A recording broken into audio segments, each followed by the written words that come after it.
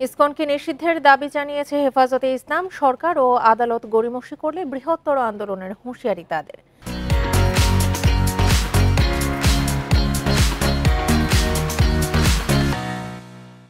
দুপুরে বায়তুল মোকাররমে জুম্মার নামাজের পর সমাবেশে কথা বলেন সংগঠনটির নেতারা। হেফাজত নেতা মামুনুল হক বলেন, পরিকল্পিতভাবে বাংলাদেশে দাঙ্গা বাঁধানোর চেষ্টা চলছে। এক্ষেত্রে ইসকন সক্রিয় বলে অভিযোগ তার। সৌদি আরব ও চীনের মতো বাংলাদেশেও ইসকনকে নিষিদ্ধ করার দাবি জানান বক্তারা। না হলে শাপলা চত্বরে সমাবেশ সহ কঠোর আন্দোলনের হুঁশিয়ারি দেন তারা।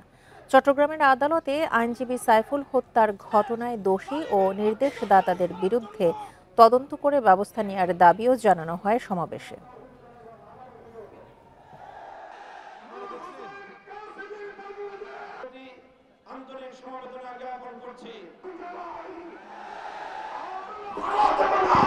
যৌথ